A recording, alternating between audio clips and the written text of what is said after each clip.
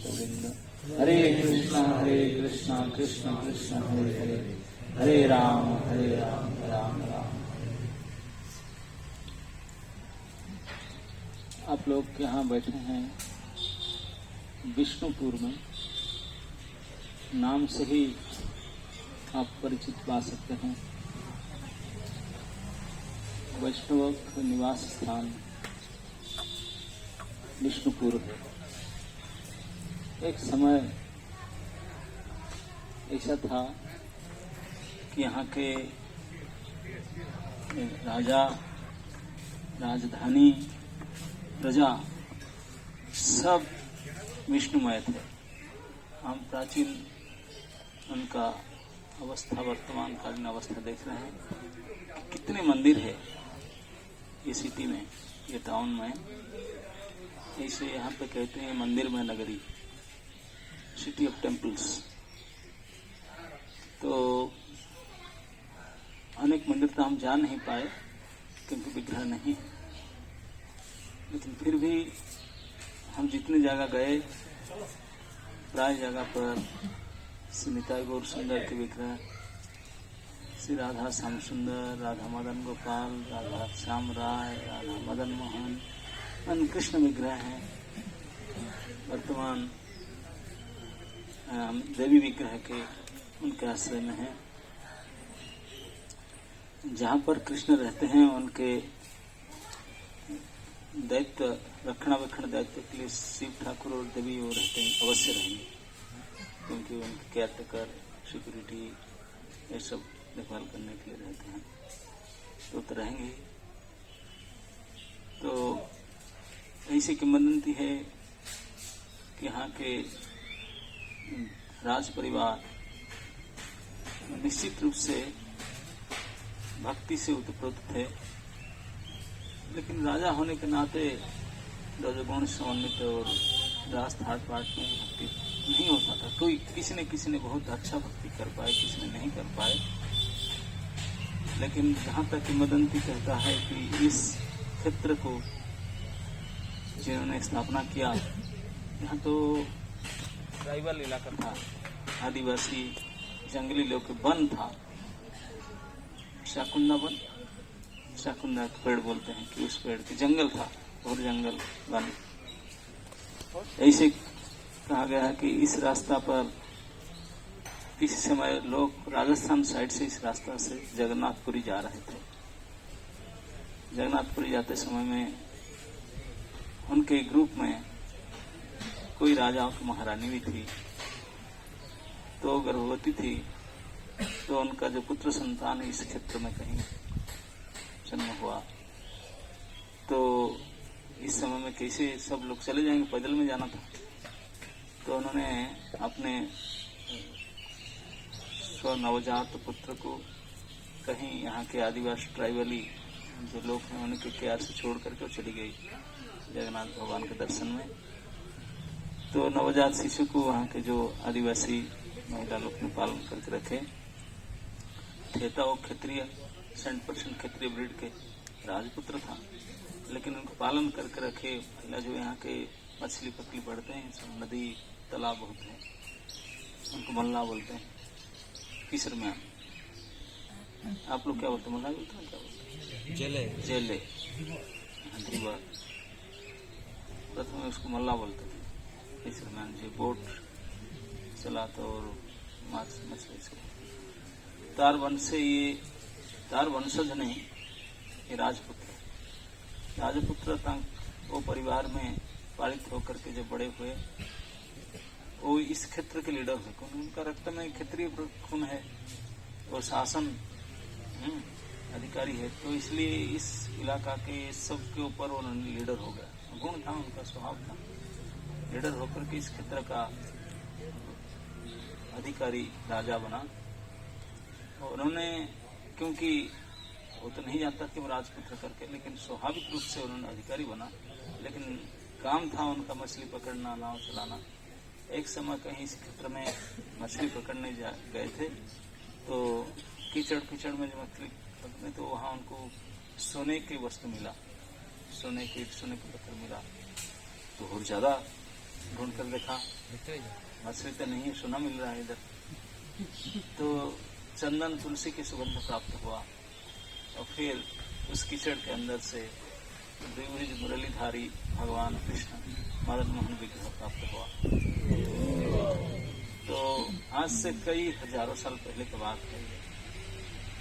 तो उनको प्राप्त करके वो मल्लाह का लड़का तो बचपन से ये आदिवासी परिवार में पालित हुआ, उसे कुछ नहीं पता, लेकिन ये विग्रह प्राप्त हुआ, धन संपत्ति तो लेकर के रखा। तो उनको स्वप्नादेश हुआ, भगवान स्वप्नादेश करके अपना स्वपरिचय खोज दिए, सेल्फ इंट्रोड्यूस्ड। भगवान आपने परिचय दिए कि मेरा नाम मदन मोहन है, मैं यहाँ बहुत प्राचीन काल से था, लोग ने इस प्रकार मुझे इस प्रकार रखे हैं, लेकिन आप मेरा सेवा पूजा करो। लेकिन आप तो मल्ल के घर में मछली खाता, तो कैसे करोगे? तुम ऐसा करो, यहाँ जंगल के बीच में एक ब्राह्मण परिवार है, उनके घर में मुझे प्रतिष्ठा करो, तुम उनका मेंटेनेंस करो, मुझे सेवा करेगा। तो इसी प्रकार से उन्होंने एक ब्राह्मण के द्वारा इस विग्रह मुझे प्राप्त विग्रह की सेवा पूजा करवाया, खुद नहीं किए, ब्राह्मण के घर में रख करके उनकी सेवा पूजा किया। तो वहाँ सेवा पूजा हो रहा था, तो धीरे धीरे वही राजा बना, भगवान की कृपा से इस इलाका का राजा बना। और वो इतने भगवान से मुक्ति में उपकृत हुआ, तो इसी समय में ये जो जंगल एरिया था, ये भगवान विष्णु की भक्ति से वैष्णव हो गया राजा, मल्लाह का लड़का मुसलमान। तो इस जगह का नाम पड़ा वन विष्णुपुर। जंगल था जहाँ पे विष्णु के राज्य में प्रसिद्ध हुआ, वन विष्णुपुर हुआ। तो उनके परिवार में जो भी हुए, इसे भगवान की सेवा करने, भगवान तो उनका ही नहीं रहते थे, ब्राह्मण के यहाँ रहते थे, लेकिन जब उनके पीढ़ी में 49th जनरेशन जो राजा हुए, वो है वन विष्णुपुर के राजा, जो हमारे गौड़िया के मंदिर के साथ जड़ित है, बड़ा हमीर, वीर हमीर, वो राजा हुए थे 49th में। तभी वो राजा बड़े प्रसिद्ध थे, लुंठनकारी राजा के रूप में ऐसे थे। तभी वो मछली नहीं बटे, सब लोग थे, तो पानी में नहीं जाते थे, इस एरिया में जो जाता था लूटपाट करते थे। और उनका पास एक एस्ट्रोलॉजर का टीम था, ज्योतिष की टीम, वो गणना करके बता रहे थे कि लोग आ रहे हैं, उनका पास कितना धन संपत्ति है, उसके हिसाब से वो अपना प्लानिंग करके डकैती करते थे। और अपने राजा भी थे, स्वयं कोर्ट है और स्वयं है ना। तो जो भी हो, उसी समय का बात है, श्री चैतन्य महाप्रभु अप्रकट होने का कुछ समय के बाद, जब जीव गोस्वामी के तत्वावधान में हमारे वैष्णव जगत में जो 3 महारथी थे, श्री नरोत्तम ठाकुर महाशय, श्रीनिवास आचार्य और श्यामानंद प्रभु, एक ठाकुर, एक प्रभु, एक आचार्य, ये तीनों क्लासमेट थे वृंदावन में। हम श्यामानंद प्रभु का चर्चा कर चुके हैं, नरोत्तम ठाकुर आप जानते हैं। तो तीनों एक साथ में पढ़े, और जीव गोस्वामी इन तीनों को ट्रैवलिंग संकीर्तन में भेजे। हमारे संप्रदाय का दी फास्ट टीएसकेपी ट्रैवलिंग संकीर्तन, बस नहीं था, कार्ट था, बुलक कार्ट, बैलगाड़ी में ग्रंथ लेकर के प्रचार में निकले। जीव गोस्वामी उनको भेजे थे, और टीएसकेपी इंचार्ज थे। तो उनको भेजे, वृंदावन के गोस्वामी के रचित ग्रंथ थे। पेन पेपर नहीं था, प्रिंटेड बुक नहीं था, लिपिबद्ध पोथी था, भोजपत्र में लिखित। वो लकड़ी के सिंदूक में उसको त्याग कर दिए थे, उसको बेच नहीं सकते थे। हम लोग आज बहुत प्रिंटेड बुक्स आता है, बांटते हैं, बेचते हैं, लेकिन उसको लिए थे, जहाँ जाएंगे प्रचार क्षेत्र में उसको पढ़ेंगे, जो लोग हैं श्रद्धालु उनको पढ़ाएंगे। इस प्रकार इस ग्रंथ के जो विषय वस्तु को लोगों को अवगत कराना, ये उनके कार्य दिया गया था, दायित्व था उनका। उसको लेकर वृंदावन से बैलगाड़ी से कुछ सिक्योरिटी साथ में लेकर पैदल में चलते चलते बंगाल क्षेत्र में आए। आजकल अगर सुपर फास्ट ट्रेन में जाएंगे तो 24 आवर्स लगता है ना, नहीं, कम से कम 1500 किलोमीटर है स्ट्रेट वे में। तो तभी जमाने में जंगल, नदी, कोई ब्रिज तो था नहीं, रोड था नहीं, ये सब पार करके कई महीना दिन लगा करके यहाँ रुक के आए। जब यहाँ पहुँचने के वाले थे तो वो जो राजा थे बरहमीर, उनके जो ज्योतिष टीम थे, उन्होंने गणा कर बोली ये जो टीम अभी आ रहा है, 3 महात्मा है, उनका पास जो लकड़ी का सिंदूक में जो माल ला रही है, तो उसका मूल्य तो हम कैलकुलेट नहीं कर सकते, हमारा कैलकुलेटर में आता नहीं। बहुमूल्य पदार्थ सचमुच है ही तो बहुमूल्य, इसका मूल्य ही नहीं, उसका कोई मूल्य विषय तो अमूल्य चीज है। तो उनको भी ऐसे लगा, भगवान ने उनको मुट्ठी को उठा के बोली तो बहुमूल्य चीज है, मूल्य उन्होंने जानना चाहते थे। वो लोग सब कुछ साधना करके से कहते, साधना से उनको ही मिला कि अमूल्य पदार्थ है, तो राजा को इन्फॉर्म किए तो अमूल्य पदार्थ लेकर आ रहे हैं, लेकिन देखने के लिए बाबा जी हैं, भीख मांग कर खा रहे हैं, लेकिन माल है उनको। तो राजा ने बोला ये लेना। तो राजा ने अपना व्यवस्था पूरा आयोजन किया, षड्यंत्र आयोजन किया। यहाँ के लोग को पता होगा ये इंसिडेंट कहाँ हुआ था, क्योंकि वृंदावन किस तरफ है, वृंदावन कौन सा दिशा पर है, उत्तर दिशा से वो आए होंगे जरूर। तो उत्तर दिशा से जब एंट्री किए होंगे तो कोई जगह होगी, गोपालपुर है जगह का नाम गोपालपुर है, जहाँ पर ये चोरी हुआ, ग्रंथ चोरी है ना। आप लोग का तो टीएस के में से ग्रंथ चोरी तो नहीं होता, ग्रंथ चोरी करेंगे लेकिन भक्त बनेंगे, सुप्रीम कोई चोरी करेंगे। अब पैसा चोरी नहीं कर सकते, पैसा को रखते नहीं, सब बैंक में डाल देते हैं। तो इसलिए आजकल कोई चांस ही नहीं है। तो तब जमाने में ये सुविधा नहीं था, लेकिन उनको पता था, वो ग्रंथ उनको पता होता तो नहीं लेता, लेकिन उनको जो पता लगाया कि बहुमूल्य पदार्थ है, तो इसने उन्हें प्लान करके वो रात में जो सोए थे, वो सिक्योरिटी लोग भी रात में सो गए होंगे, वो भी सोचते होंगे क्या रात को तो कोई आएगा नहीं, एक किताब लेने के लिए कौन आएगा। किताब आजकल को पढ़े लिखे तो होते नहीं जाते, फिर ये इलाका जो ट्राइबल इलाका पढ़े लिखे नहीं है, तो उसका कौन किताब समझे, तो आराम से सोए थे सब।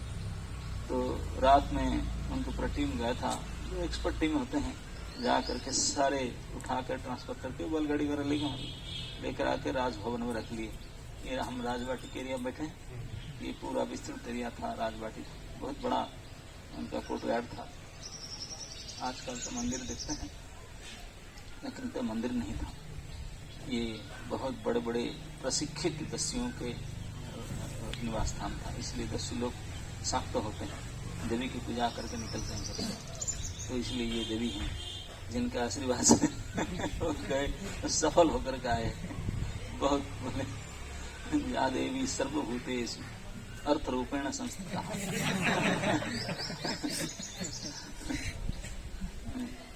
तो इस प्रकार से अर्थ प्राप्ति करके ला करके रात सब ट्रेजरी में रख दिए और खुश होकर बच्चे चले गए। सुबह उन्होंने चेक नहीं किया, खोलेंगे इतने से माल आ गया, अब देखेंगे आराम से खोलेंगे।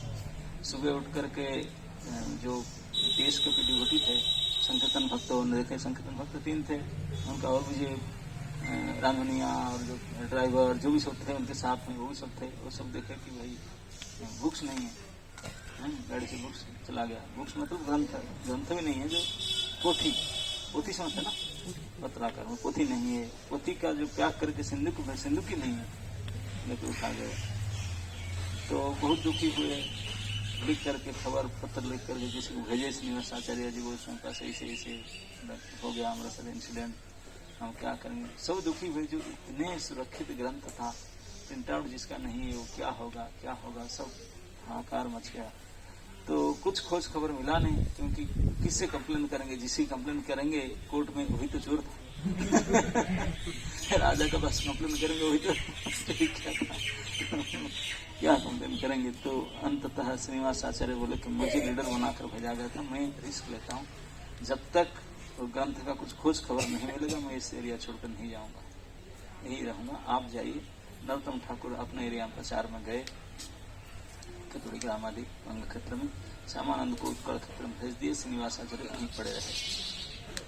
तो भगवान को प्रार्थना करते थे, भजन करते थे, रह करके तो क्या कर खाते थे। तो उन्होंने वो जो बरहामीर राजा था, यद्यपि दस्यु था, लेकिन फिर भी उस मदन मोहन की ही परंपरा तो था ही, वहाँ ब्राह्मण के घर में जाते थे, मदन मोहन का सेवा यहाँ होता था। तो उस ब्राह्मण को बुला करके अपने राजमहल में भागवत क्लास भी हुआ करता था, क्लास सुनते थे। रात को चोरी करते थे, दिन में डिवोटी बनते थे। तो इसलिए तो बुद्धि फरा कि ग्रंथ चोरी किए। तो वो क्लास में जो ब्राह्मण क्लास देता था, तो एक दिन ब्राह्मण के साथ श्रीनिवास आचार्य की भेंट हुआ। तो उन्होंने बोला क्या करते हैं? बोला ऐसे मेरे विग्रह सेवा पूजा है, मैं क्लास देने के लिए ब्राह्मण से राजा के घर में डेली जाता हूँ, राजा रानी और राज परिवार कथा सुनते हैं। तो मैं एक साथ चलूँ, तो उनके मित्र हो गए थे। एक दिन वो भी आए। जब उन्होंने आए राजभवन में, तो उनको दर्शन करके राज परिवार, राजा स्वयं बड़े मुग्धचकित हो गए, क्योंकि श्रीनिवास आचार्य डायरेक्ट महाप्रभु के जैसे ही थे। ऐसी 7 फुट हाइट, बिल्कुल मोल्टन गोल्ड, काचा सोनार मतोनार कांति, तो आयत नेत्र, बिल्कुल भगवत अंश थे। ऐसे कहा गया है कि चैतन्य महाप्रभु साक्षात श्रीनिवास के रूप में दोबारा प्रकट हुए थे। ये जो 3 जन थे, वो चैतन्य महाप्रभु, नित्यानंद प्रभु, अद्वैत ठाकुर, वो तीनों ही, ये 3 ठाकुर में आए थे।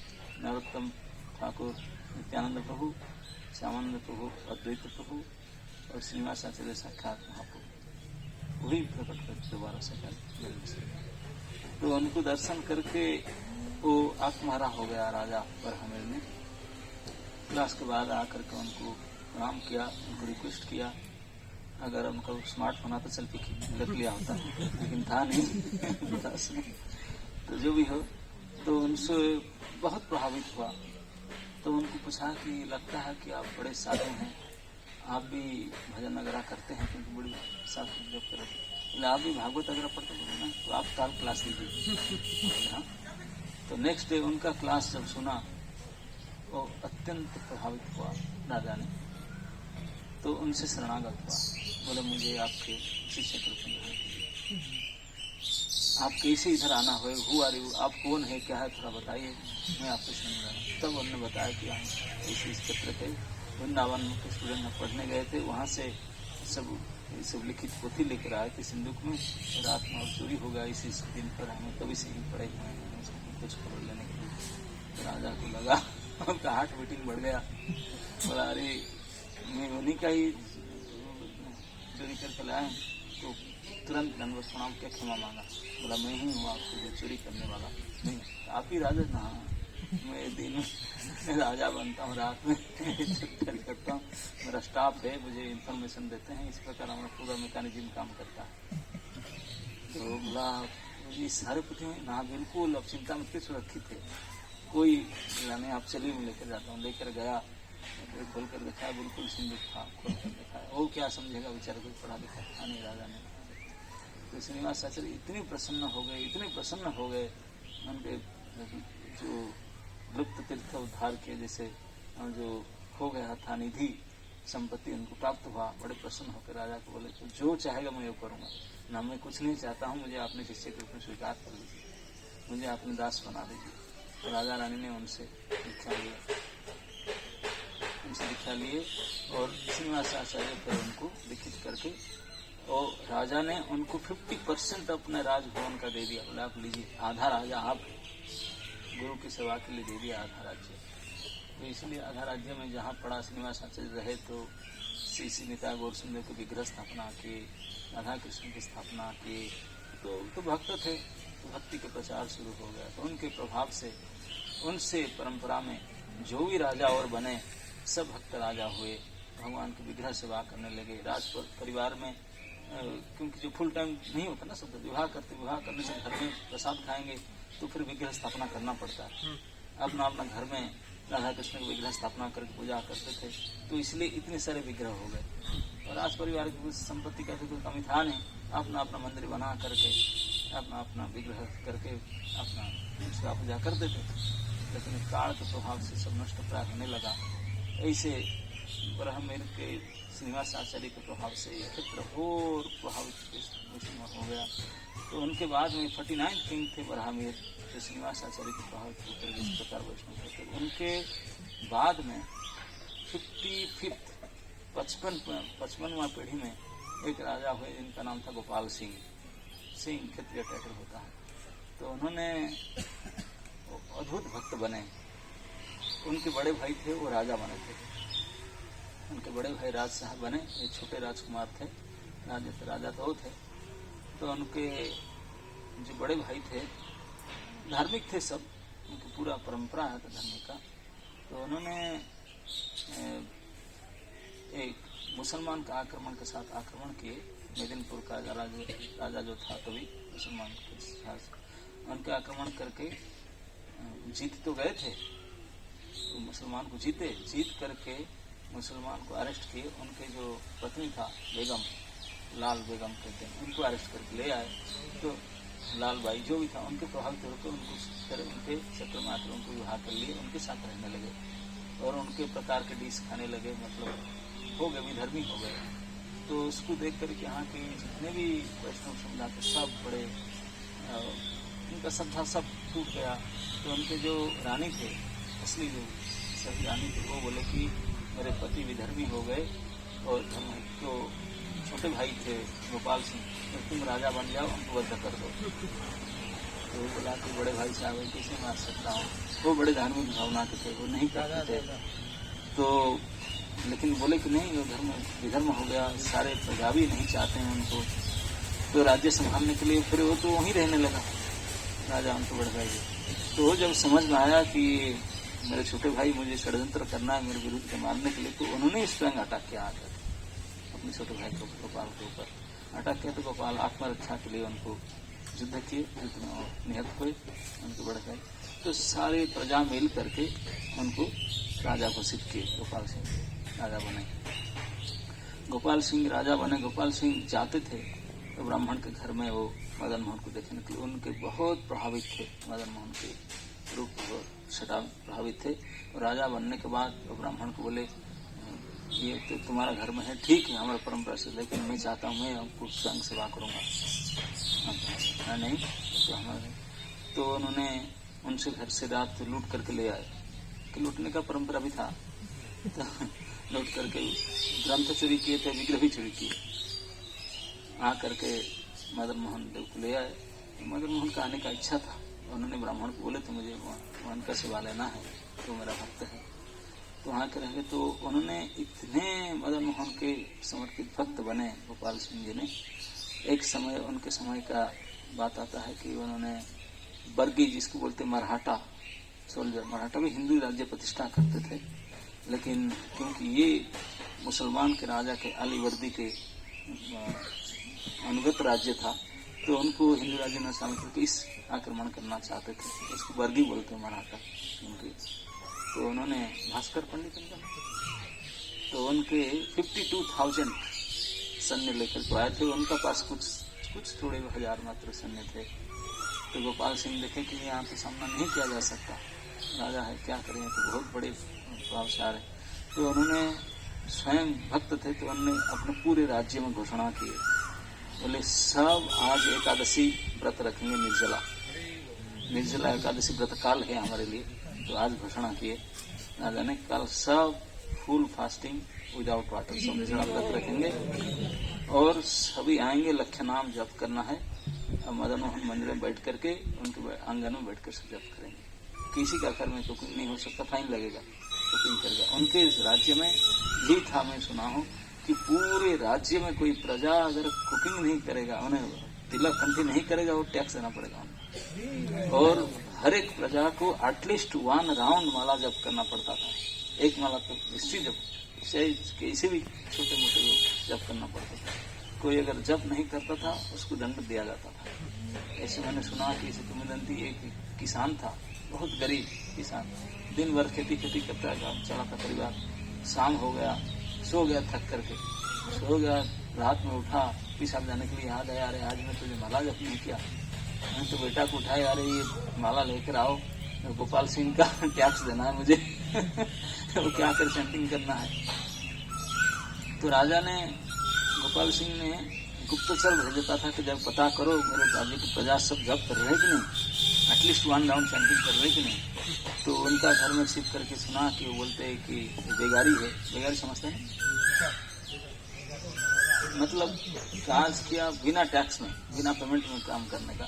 बोले ये चैंटिंग इनका कर रहा है, कुछ पेमेंट तो देता नहीं ये सोचता था चैंटिंग हमारा उनके लिए कर रहे हैं, हमको देना चाहिए उनके बदले में, लेकिन फ्री सर्विस वगैरह कर रहे हैं, लाओ तो उसको सुन करके राजा कुछ रिपोर्ट किए थे।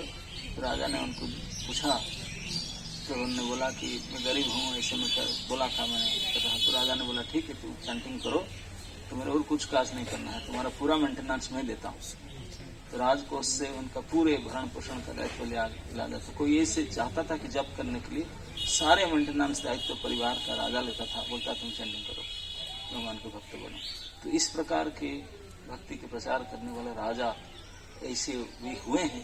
ये इतिहास कहता है कि इस विष्णुपुर का इतिहास ऐसा है। यहाँ भी राजा ऐसे होते थे जो कंपलसरी तिलक और कंठी पहनना होगा, चैंटिंग करना होगा, नहीं तो दंडित किया जाएगा, जेल में डाल दिया जाएगा, चैंटिंग नहीं करेगा। तो ऐसा तो रूल बिल्कुल नहीं होगा। राजा जब ऐसा करे तो प्रजा कैसे होकर नहीं बनेंगे। इसलिए पूरे राज्य ही था।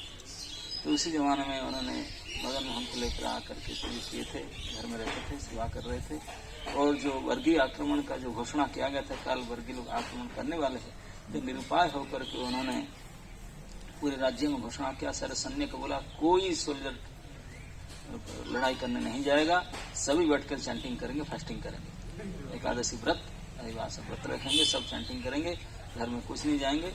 अब देखेंगे जो होता है। आज का दिन तो लड़ाई, तब तो सम्मुख युद्ध हुआ करता था। तो बोले आज के लड़ाई में जो होते हैं, हम तो भगवान के शरण में, वो जब रखेंगे तो रखेंगे तो नहीं, मरना है सब मरेंगे, ऐसे ही मरेंगे। क्योंकि अब लड़ाई करने पर भी हम 52,000 के सामने 1,000 क्या करेंगे, ऐसे मरेंगे। तो हरि शरण में रह करके मरेंगे, ये सही है। तो जब करो उनके शरण में रहो, जब रखेंगे तो रखेंगे, नहीं रखेंगे मारेंगे तो मारेंगे। उनके शरण दोनों तरफ से फायदा है।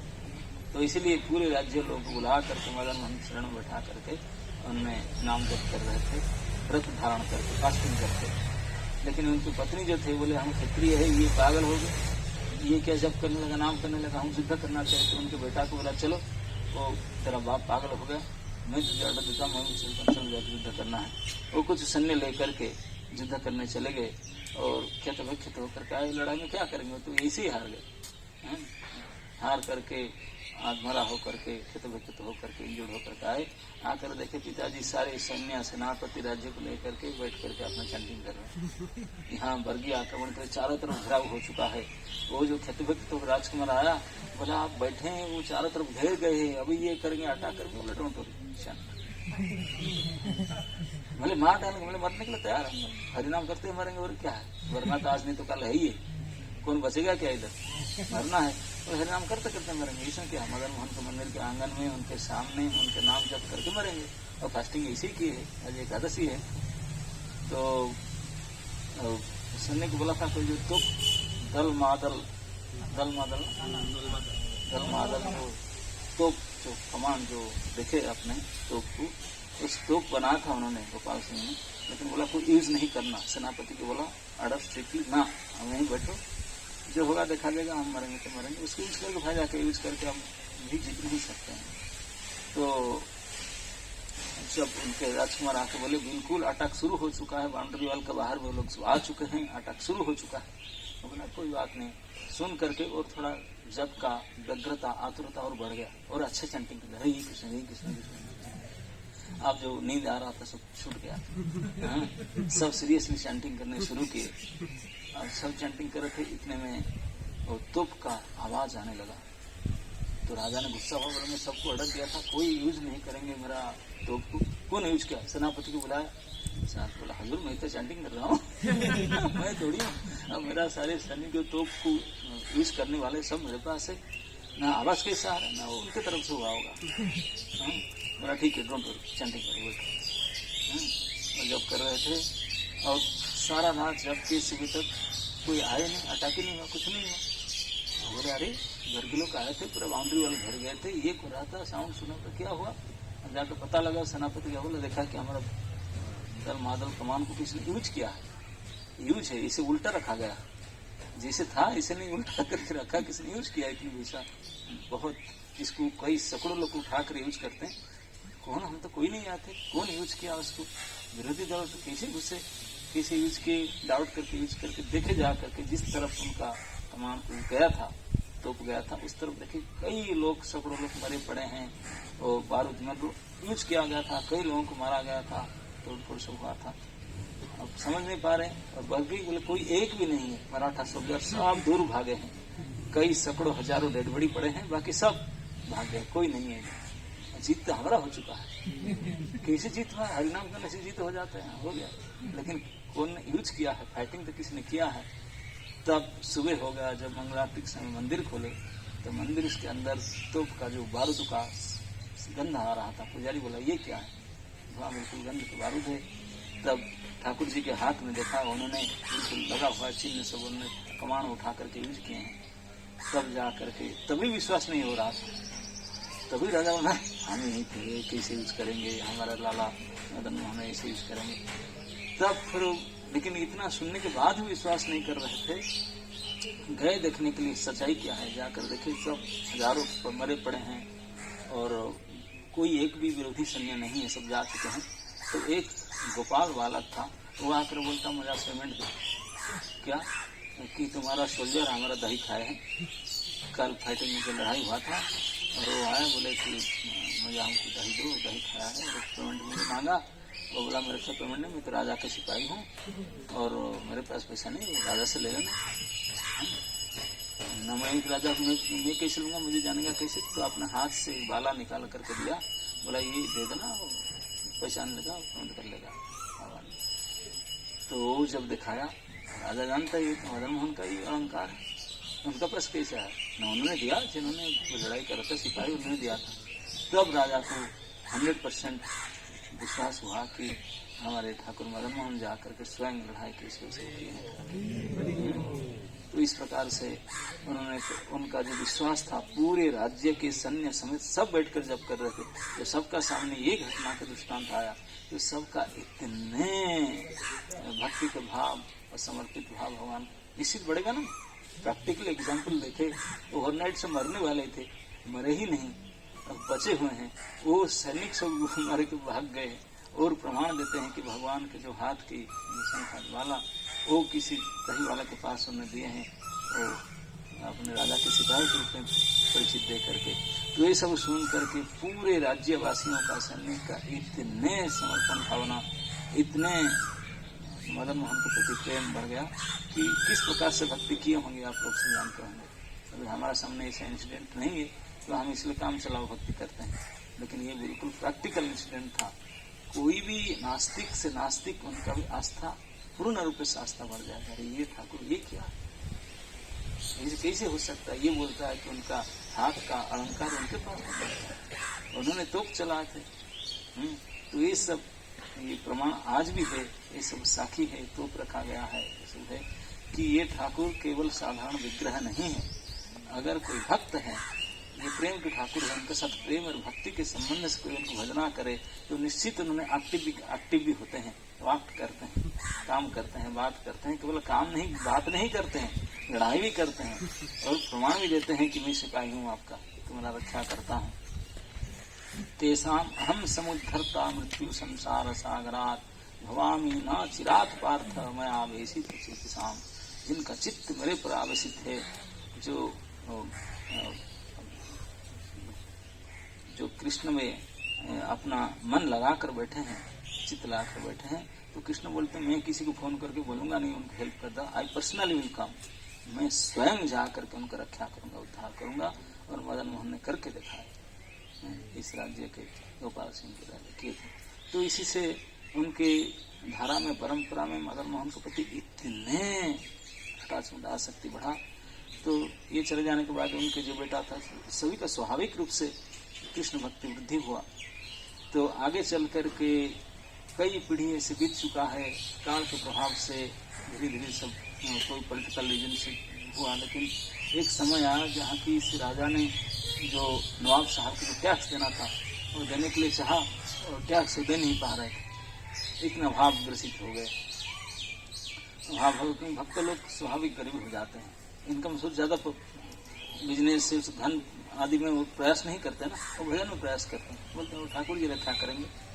तो ठाकुर जी ने यह शायद किए कि वो दरिद्र हो गए, तो टैक्स नहीं हुए तो घर फरोख होने के संबंध आया, अरेस्ट करने के लिए आया।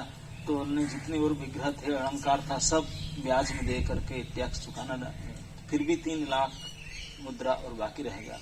तो अंत तो बहुत दुखी थे। तो मदन मोहन बोले मैं तो हूँ ना, मुझे दो, ये बड़ा करोड़पति है, बड़ बाजार में कलकत्ता में क्या मित्र भगवान गोकुल मित्र है, उनको दे करके मर्गज दे करके दे दो टैक्स सामान।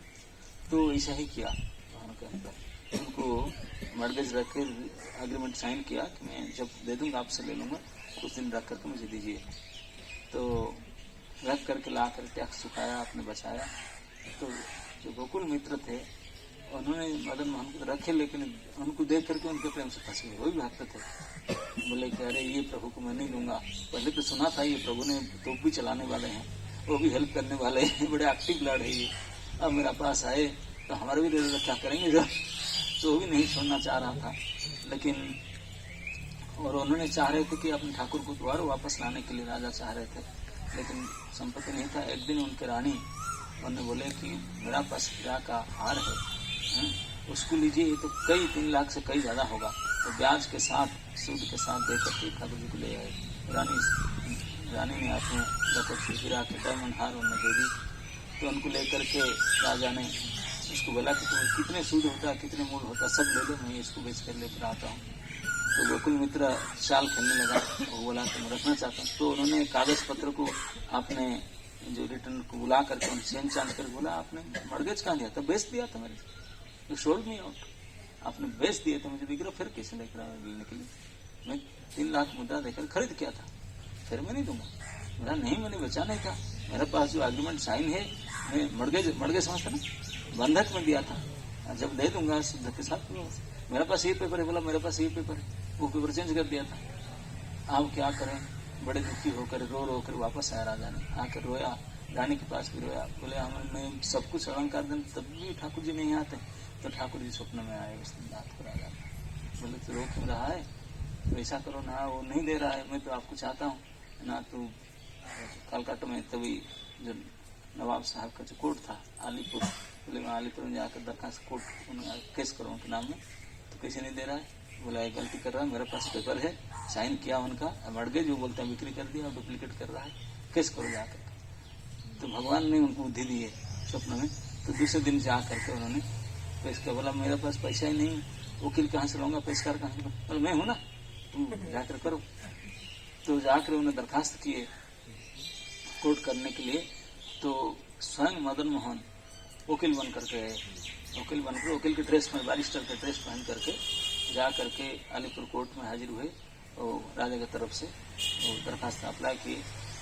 तो उन्होंने जज साहब ने देखा, बोला तो बड़े देखा है कुछ स्पेशल वकील है, उनको पूछा तुम को है, 12 एसोसिएशन में आपका नाम रजिस्टर है नहीं? बोला ये छोटा कोर्ट में थोड़ी आता हूँ मैं, सुप्रीम कोर्ट वाला। छोटे मोटे कोर्ट में वही बदमाशी करने के लिए, हराने के लिए आया हूँ, ये सब बदमाशी कर रहा है। बोला फिर आपका आईडी तो दीजिए, आईडी के बिना नाम मैंने देखो, मैं राजा का विष्णुपुर का एडवोकेट हूँ और मैं राजा की तरफ से केस फाइट करने के लिए आया हूँ, दरखास्त है। ले करके उन्होंने एडवोकेशन किया, उन्होंने जो खड़े होकर के आर्गुमेंट करता ना, बहस करते हैं वकील, बहस किया, बहस करके और जज का उपाय नहीं था, वो उनका वकील हार गया, उनका केस हार गए, केस जीत करके आया। केस जीत करके अब जब मदन मोहन को लाना, केस डिग्री होगा कि ठाकुर उनको दो वापस, पेमेंट दिया मर्गेज था तो डुप्लीकेट है। तो उन्होंने क्षमा प्रार्थना मांगा, ठाकुर देना वो नहीं चाहता था ठाकुर जी को देना, तो उन्होंने फिर भी एक चाल खेला, एक सेम एग्जैक्ट रीति बना कर डुप्लीकेट वही दिला दिया। और राजा ने उसको लेकर आया, जब लेकर आ रहा था रास्ता में ठाकुर जी बोले तुम पागल, मैं थोड़ी हूँ, मैं तो वहाँ हूँ, तो डुप्लीकेट क्यों ले रहा है? बोला क्यों? ना मैं नहीं हूँ, मैं तो वही हूँ, ये तेरे नकली है, नकली रूप दे दिया। तो राजा ने फिर वापस बोला मेरे से फिर भी चीटिंग किया तुमने, तो इतने साल आकर चीटिंग किया। तो बोला नहीं ना, तेरा पास ड्यूटी कहाँ से आया, मेरी ड्यूटी तो एक था, दो कैसे हुआ? तो फिर बोला मैं फिर कोई पुलिस बुलाऊंगा। बोला नहीं तो ब्राह्मण को बुला, बोला ठीक है लाओ, अगर तुम दोनों बिल्कुल सेम देखने के लिए, बोला अगर दोनों से जो है असली आप ले जा, एक सेट आपके पास रहेगा, एक सेट मेरा पास रहेगा। तो वो भगवान ने राजा को पहले से बोल दिए थे, बोले तू ऐसा चालाकी करेगा तो मुझे पहचानूंगा, कैसे पहचानूंगा? अब मैं लेकर आया, नहीं पहचानना है, पहचानने का है जो मैं असली हूँ ना, मेरे अंदर से पसीना निकलेगा, लेफ्ट साइड में मेरे वामांग में पसीना निकलेगा और एक सफेद मक्खी आकर मेरे नाक में बैठ जाएगा, तो समझ लेना मैं वही हूँ असली मदन मोहन और ये नकली मदन मोहन है। तो दोनों को जब ब्राह्मण लेके बैठाया तो सभी लोग बैठ गए, गोकुल मित्र बैठा, राजा बैठे, दोनों सेठ को ब्राह्मण ला के रखा, दोनों देखने में बिल्कुल समान थे। तो राजा ने प्रणाम किया, बोले अभी परीक्षा है, आपने आईडी प्रूफ दिखाओ। तो तुरंत भगवान के बाम अंग से पसीना आया और एक मक्खी उड़ कर आकर बैठा उनके नाश। तो राजा ने उनको पकड़ लिया, गोद में ले लिया उठा कर, बोले मेरे लाला आ जाओ। तो तुरंत गोकुल मित्र सेंसिल सकल भी पूरा बोला तो पहचान लिया। तो उन्होंने रोया भगवान के पास आकर के, बोला मुझे कैसे छोड़कर जाएंगे, मैं भी तो आपको सेवा करना चाहता हूँ। तो भगवान बोले कोई चिंता मत करो, ये मेरे असली जगह है, मैं जा रहा हूँ, तुम्हारे पास भी आऊँगा। जब गोवर्धन पूजा में जो होता अन्नकूट उत्सव होता ना, तो अन्नकूट उत्सव के समय मैं भी आ जाऊँगा, इतने समय के लिए तेरा पास भी आऊँगा, यहाँ मैं जाऊँगा, बाकी समय आ रहेगा, कुछ समय आपके पास में आऊँगा, डोंट वरी। तो आ गए। इस प्रकार से फिर वापस कृष्णपुर में मदन मोहन आए, आकर सेवित हो रहे हैं। तो इस प्रकार इस क्षेत्र में अभी हम वर्तमान समय में देख रहे हैं। महाप्रभु के समय के बाद में श्रीनिवास आचार्य आदि लगभग आज से 350-400 साल भी ऊपर हो चुका है, 400-500 साल तभी से ये परित्यक्त हो चुका है। लेकिन फिर भी जहाँ तहाँ स्तूप के रूप में मंदिर और विग्रह बोलते हैं कि सब कहाँ गए, किसी मंदिर में राजवाड़ी में बोलते कहीं एक जगह में से रहे, इधर कहीं गोडाउन में, ऐसे गोडाउन में विग्रह से रखे हैं। ये स्थिति है। एक समय जो पूरे प्रजा, राजा, राजधानी सब कुछ विष्णु वैष्णव के हिसाब से, जैसे हमारा फुल टाइम टेम्पल है, ये फुल टाइम स्टेट ही चलता था। आज ये फुल टाइम टेम्पल, ऑल प्रजा गांव वाले सब फुल टाइम डिवोटी थे, अपने घर में रह करके। सभी को एकादशी करना होगा, सभी को चंठी करना होगा, सभी को चंठी तिलक करना होगा। राजा के इसका नियम करके रखा था। लेकिन धीरे धीरे समय के काल के प्रभाव से सब नष्ट हो चुका है। अभी भी इस स्थिति में आ चुका है, बदल चुका है सब। लेकिन फिर भी जो आजकल हम देख रहे हैं नामहट्ट के प्रचार के प्रभाव, कुछ भक्त यहाँ है, ये सब चैतन्य महाप्रभु की जो शिक्षा, जो उनके धारा, जो उनके भक्ति के जो नियम, वो सब धीरे धीरे लुप्त प्राय हो चुका था। धीरे धीरे कई अपसंप्रदाय में ये सब विभक्त होकर नाना प्रकार से अपसंप्रदाय सब धीरे धीरे चेंज चांज करके इतने नष्ट कर दिए थे। भगवान ने स्वयं हमारे भक्ति विनोद ठाकुर को भेजे, तो उन्होंने उनके प्रयास से रक्षा की, महाप्रभु के असली धारा को फिर मेंटेन किए। नहीं तो आज भी अपसंप्रदाय 12-14 अपसंप्रदाय भी हैं। भक्ति विनोद और उनके सुपुत्र भक्ति सिद्धांत प्रभुपाद ने अक्लांत परिश्रम करके महाप्रभु के ओरिजिनल टीचिंग्स को, चैतन्य की शिक्षा को उन्नतित स्थापना किए, गौड़ीय मठ स्थापना किए, और उनकी कृपा से आज के भक्ति विराम स्वामी प्रभुपाद जी के प्रयास से देश विदेश में अंतर्राष्ट्रीय कृष्ण भावनामृत के संघ की तरफ से पूरे जगह पर कृष्ण भक्ति का पुनर्प्रचार हो रहा है, प्रचार प्रसार, जिसके प्रभाव से इस क्षेत्र में भी नाम भक्त आकर के उसको फिर प्रचार प्रसार। नहीं तो इस एरिया में आते को नहीं, कोई आते भी नहीं। कोई आप जैसे भक्त लोग वही इंटरेस्ट लेकर आते हैं, घूम घूम करके इसमें कष्ट सह करके, अर्थव्यय करके इस स्थान को देखने के लिए आते हैं, प्रणाम करने के लिए आते हैं, कीर्तन करते हैं। यहाँ के लोग आश्चर्य दिखते हैं, यंग छेले बुलाते हैं, नाचे उन्हें विश्वास नहीं होते हैं। हम जाते समय भी काली पूजा के लिए चांदा ले रहे हैं, लेकिन कृष्ण भक्त बहुत लुप्त प्राय हो रहे हैं। लेकिन फिर भी ये अंतर्राष्ट्रीय कृष्ण भावना संघ के प्रचार प्रसार के माध्यम से यहाँ के लोकल लोग, बाहर के लोग धीरे धीरे प्रशिक्षित हो रहे हैं। हम आशा करते हैं कि इस प्रकार हम बार बार आएंगे, नाम कीर्तन करेंगे, आपके दर्शन लोगों को देंगे, इस विग्रह के दर्शन स्थान के प्रभाव के बारे में सुनेंगे और सुनाएंगे, लोगों को ये कथा कहेंगे।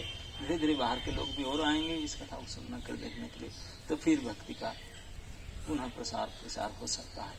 यही आशा करते हैं और यही आशा लेकर मदन मोहन की शरण में प्रार्थना करते हैं।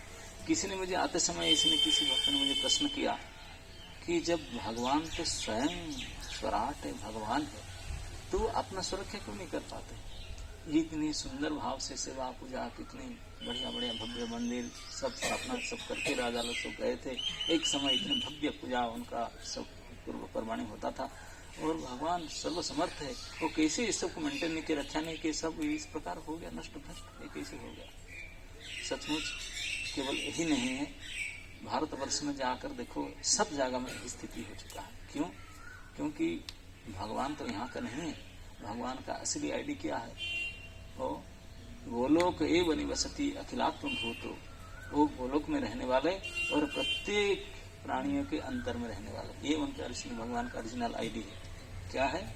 परमात्मा रूप में प्रत्येक घट घट में निवासी, एक ये उनका आईडी यहाँ रहने वाले, और दूसरा गोलोक वृंदावन रहने, दो ही उनके जगह है जहाँ रहते हैं, और हमेशा रहते हैं, यहाँ भी दोनों जगह में रहते हैं, परमात्मा रूप में या भगवान के रूप में। तो उनका कुछ कमी थोड़ी नहीं। गोलोक में तो चिंतामणि से बना हुआ, चिंतामणि प्रकर सद्म सुकल्प वृक्ष, जहाँ चिंतामणि के पत्थर बना है वहाँ तो कोई गंदा भी नहीं होगा, स्पर्श करने से सोना बन जाएगा, तो वहाँ कोई संपत्ति का कमी रहेगा। जहाँ कल्प वृक्ष, जो बरगद का पेड़ है, यहाँ बोलो हमको राजभोग चाहिए, मिलेगा, जो चाहिए सो मिलेगा। कल्प वृक्ष गाय लक्षावृते सुरभिरभिपालयन्तम, लक्ष लक्ष सुरभि गाय जहाँ है गोलोक वृंदावन की संपत्ति, तो वहाँ किसी को तो हो कैसे सकता है कमी। भगवान इसके मालिक है। लक्ष्मी सहस्र शत संभ्रम से विमानम, हजारों हजारों भाग्य की देवी लक्ष्मी जिसकी सेवा करने के लिए झाड़ू लेकर लाइन में खड़े हैं, उनको चांस नहीं मिल रहा है, तो उनको किस चीज की कमी है? हम जाएंगे सेवा करने के लिए, उनको हमारा क्या योग्यता है उनका सेवा करने का? उनको सेवा की जरूरत नहीं, ना हमारे सेवा का योग्यता भी, दोनों ओर से ना कर, इसलिए से हम तो इसलिए। लेकिन फिर जो कोई भक्त सेवक अपने जी जान प्राण लगा करके भगवान को प्रेम करते हैं, प्रभु मैं आपको देखना चाहता हूँ, आपको माला पहनाना चाहता हूँ, आपकी सेवा करना चाहता हूँ, आपको खिलाना चाहता हूँ, तो भगवान प्रेमाधीन है, स्वतंत्र है, स्वराट है, कोई उनके ऊपर अधिकारी नहीं है। लेकिन एक जो अधिकारी है जो प्रेमी भक्त, प्रेम से भगवान अपने आप को बेच देते हैं, अधीन हो जाते हैं। तो इसलिए कभी कभी कोई प्रेमी भक्त आ जाते हैं कि कहीं भी आ जाए, भगवान गोलोक वृंदावन छोड़ करके, सारे सब कुछ भाव छोड़ करके उनके पल्ले में आकर बैठ जाते हैं, जहाँ बैठा देगा वहीं बैठ जाते हैं। रोज जिस प्रकार खिलाएगा खाएंगे, जिस प्रकार पहनाएगा पहनेंगे, जिस प्रकार नचाएगा नाचेंगे, जो करेगा वही करेंगे, उनके प्रेम से अधीन होकर के आते हैं। लेकिन फिर जब वो प्रेम भक्ति जब तुहित हो जाता है तो भगवान फिर अंतर्धान, फिर पत्थर हो जाते हैं। जो भक्ति के साकार देखेगा वो भगवान देखेगा, भक्ति के बिना पत्थर दिखेगा, लकड़ी पत्थर मणिमय और तो देखेगा वस्तु, तो भक्ति ही मूल है। नहीं तो भगवान कृष्ण जब थे, भगवान राम जब थे, तभी रावण भी उनको खुश देखा था, सामना सामनी देखा था, इनफ्रंट लॉर्ड को देखा था, परम ब्रह्म को देखा था, लड़ा था उनसे, कितने गाली गुलज किया था, दुर्योधन आंडा सारे भाई किए थे। लेकिन उसी के साथ धर्मराज युधिष्ठिर अर्जुन भगवान के रूप में उनको दर्शन किए। लेकिन वो उनके साथ संबंध भी था, जानते ना, उनके संबंधी थे दुर्योधन और कृष्ण, उनके बेटा उनकी बेटी दोनों का शादी हुआ था। लेकिन फिर भी भगवान करके नहीं समझ पाया, क्यों? भक्ति के अभाव। तो भक्ति ही सार है, तभी भगवान दर्शन देते हैं, सेवा लेते रहते हैं। भक्ति नहीं है तो सारे धन से पड़े, भगवान को क्या पड़ा, बोले मेटाल है मिट्टी है, इस प्रकार। तो मेटाल मिट्टी लकड़ी से भगवत शक्ति प्रकट होता है, जो भक्ति हो, तो ही मुख्य कारण। जहाँ जहाँ भक्ति के बढ़ोतरी होता है तो भगवान प्रकट होते हैं, जहाँ तो हम देखें वृंदावन में गोस्वामी लोग को जो प्रतिष्ठित विग्रह सेवा किए थे, इतने वही गोस्वामी लोग चले गए धीरे धीरे भक्ति का, जैसे छोड़ कर कहाँ जयपुर कहाँ चले, वृंदावन छोड़ के चले गए। तो भगवान से कोई स्थान से मतलब नहीं, उनको भक्ति से मतलब, जहाँ उनका भक्त है वही चले जाएंगे, है ना। तो इसलिए जीवन में मनुष्य जीवन पा करके अगर हम भक्ति नहीं कर पाए तो हमारा जीवन अपूर्ण रह जाए, है ना। तो मनुष्य जीवन और उसमें ये मन बुद्धि इंद्रियां जो भी शक्ति सामर्थ्य दिया गया, केवल एक ही काम के लिए दिया गया, केवल हरि भजन करने के लिए दिया गया। हम अगर हरि भजन करें, भक्ति करें, तो फिर भगवत की कृपा से हमारा जीवन सफल होगा। ये जो बारंबार जन्म मृत्यु के संसार, ये जो दुख जो नहीं चाहते हैं, इस सब से उठ करके फिर भगवान के धाम हम जा करके उनके नित्य सेवक करके फिर हरे कृष्ण। श्री श्री राधा मदन मोहन जीव की, श्री राधा मदन गोपाल जीव की, श्री अष्टभुजा देवी की, मृण्मयी देवी की, समेत भक्त वृंद की। निताय गौर हरि प्रेमानंदे। हरि हरि हरि बोल।